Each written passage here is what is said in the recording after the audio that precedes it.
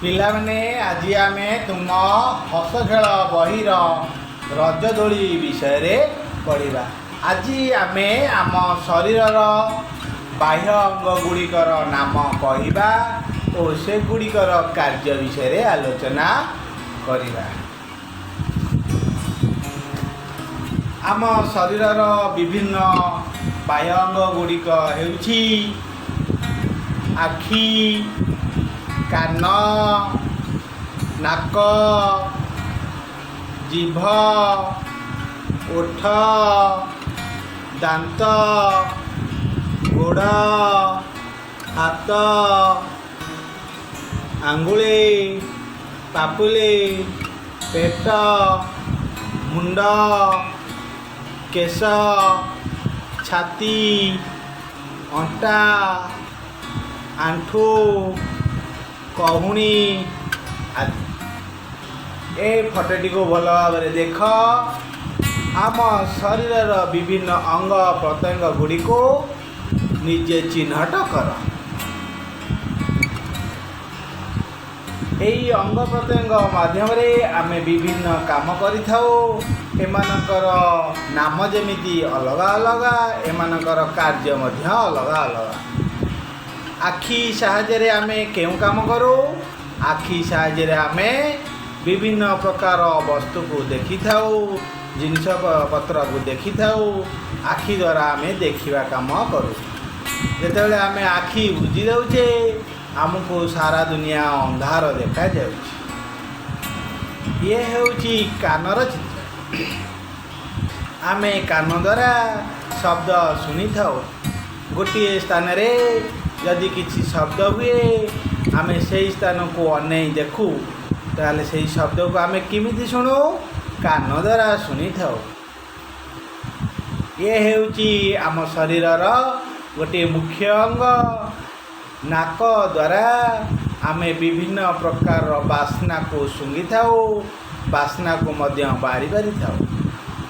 ବାସ୍ନା ଶୁଙ୍ଘିବା ଦ୍ୱାରା ଆମେ ସେ ଜିନିଷର ନାମକୁ ମଧ୍ୟ ନ ଦେଖିକି କହିପାରିବା। ଯଦି ମଲ୍ଲି ଫୁଲ ବାସ୍ନା ହେଉଛି, କି ବାସ୍ନା ପଚାରିଲେ ଆମେ କ'ଣ କହୁଛେ? ମଲ୍ଲି ଫୁଲ। ଯେ ନାକର କାମ ହେଉଛି ଶୁଙ୍ଘିବା। ଏ ହେଉଛି ଜିଭର ଚିତ୍ର। ଜିଭ ମାଧ୍ୟମରେ ଆମେ ବିଭିନ୍ନ ପ୍ରକାରର ସ୍ୱାଦ ବାରିଥାଉ। ଖଟା, ମିଠା, ଲୁଣିଆ, ପିତା ଆଦି ବିଭିନ୍ନ ପ୍ରକାରର ସ୍ୱାଦ ଆମେ ଜିଭ ମାଧ୍ୟମରେ ବାରିଥାଉ। ଏ ହେଉଛି ଓଠ।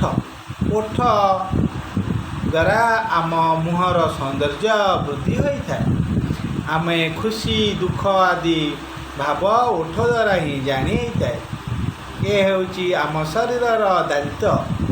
ଦାନ୍ତ ଚୋବେଇବା କାର୍ଯ୍ୟ କରିଥାଏ। ଖାଦ୍ୟକୁ ଚୋବେଇ ଚୋବେଇ ଗୁଣ୍ଡ କରିଥାଏ।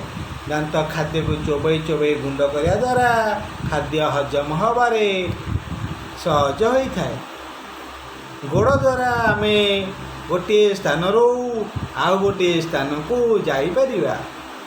ତେଣୁ ଗୋଡ଼ର କାମ ହେଉଛି ଚାଲିବା। ହାତ, ହାତର କାମ ହେଉଛି ବିଭିନ୍ନ ପ୍ରକାର ଜିନିଷକୁ ଧରିବା।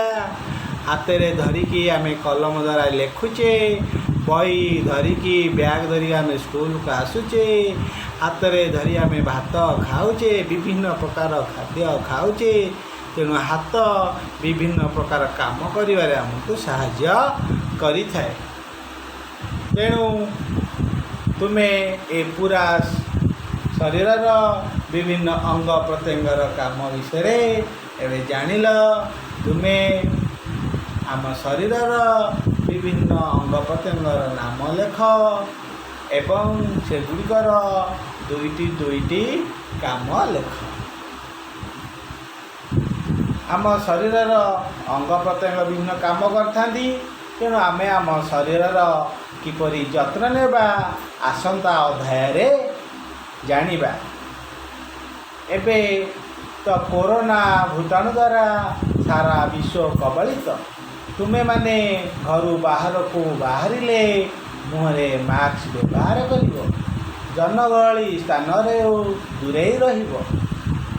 ଘରୁ ବାହାରୁ ଘରକୁ ଆସିଲେ ହ୍ୟାଣ୍ଡୱାସ୍ କିମ୍ବା ସାବୁନ ଦ୍ୱାରା ହାତକୁ ଭଲ ଭାବରେ ସଫା କରିବ। ବାରମ୍ବାର ହାତ ମୁହଁରେ ମାରିବ ନାହିଁ। ତେବେ ଆମେ ସଚେତନ ରହିବା, ଆମେ ଜିତିବା। ଆମେ ଜିତିଲେ ଆମ ରାଜ୍ୟ ଜିତିବ। ଆମ ରାଜ୍ୟ ଜିତିଲେ ମାନବ ସମାଜ ଜିତିବ। ଧନ୍ୟବାଦ।